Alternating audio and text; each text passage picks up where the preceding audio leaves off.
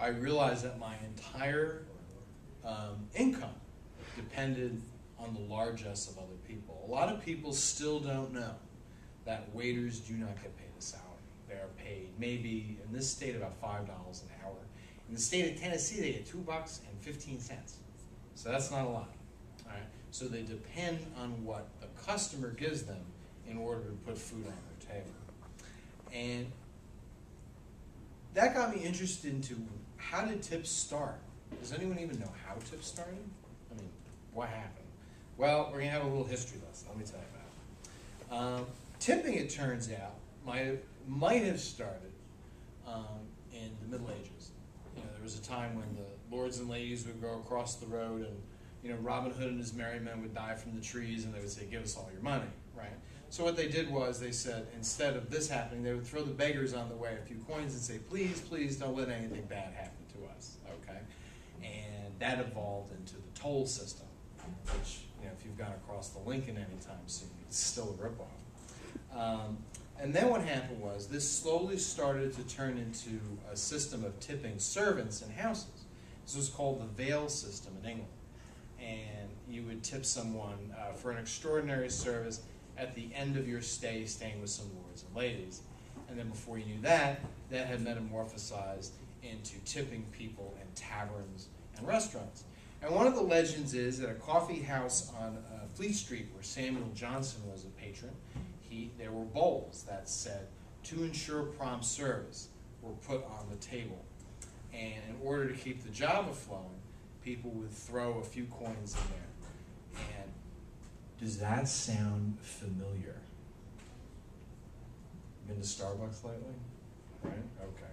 So it turns out that the coffee business, that the coffee racket has been on tips since the very beginning. But a lot of people think the word tips started with to ensure prompt service. They thought, oh, it's like, you know, we took the first word, the first letter of every word in the phrase, and we turned it into an acronym tips. That sounds really great, but that's not true.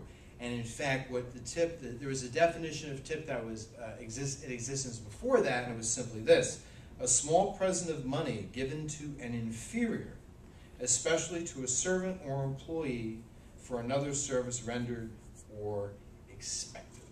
So from the very beginning, a tip was something that someone from a high place gave to someone in a low place. And if you don't think that's the case today, you're smoking dope. Because that is the attitude that people still have today, many times, when they're given a tip. But the reality is the word tip probably came from a Dutch word that means tippen, which meant you would wrap your coin on the glass in order to get a drink. All right? And, or tipple, to drink. In Spanish, the word for tip is propina. That comes from propinar, which means, I think, to drink, or to get a drink, or something like that. But trinkgeld, that's a German word for tip, that also means drink money, okay? So it seems that the word tip might have come from drinking. And if you've ever been a waiter and you've seen how waiters drink after their shifts, you'll probably think that's where it came from.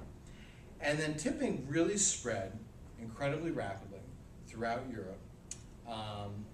And there was a Scottish humorist in the early 1800s, his name was Robert Carlyle, who was hysterical.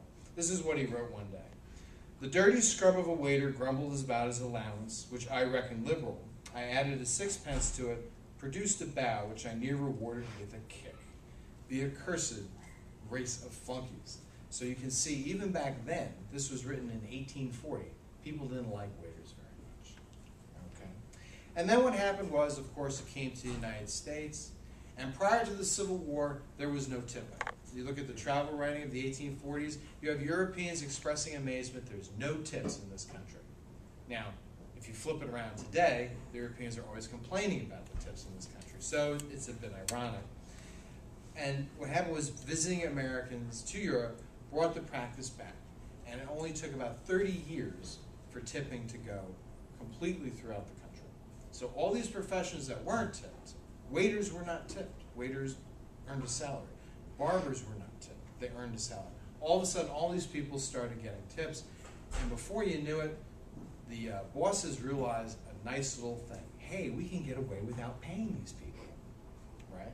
And now we have the system we have today where you, the customer, subsidize the labor cost of the restaurant. So that's basically how tipping got here.